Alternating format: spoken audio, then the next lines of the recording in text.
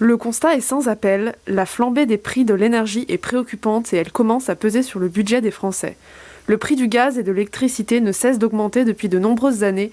Il a doublé en 10 ans pour le prix du gaz et a connu une hausse de 50% pour l'électricité sur la même période. La ministre avait parlé en septembre d'une hausse autour de 12%. Et en fait, le bouclier tarifaire qui a été mis en place par le gouvernement va limiter cette hausse à 4%. Mais on est quand même dans une tendance haussière sur les années futures. Face à cela, la LEC de Saint-Quentin-en-Yvelines, implantée à Montigny-le-Bretonneux, propose des solutions, notamment au niveau des travaux de rénovation énergétique. La structure met en avant une démarche dite de type négawatt. C'est vraiment d'aller vers une économie zéro carbone, mais qui s'axe sur 3 principaux leviers. D'abord la sobriété, c'est-à-dire consommer l'énergie uniquement là où elle est nécessaire, ne pas gaspiller l'énergie.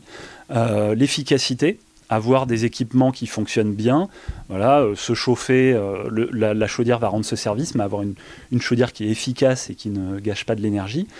Et ensuite, essayer de développer au maximum les énergies renouvelables pour produire cette énergie. L'énergie la moins chère, c'est celle qu'on ne consomme pas déjà.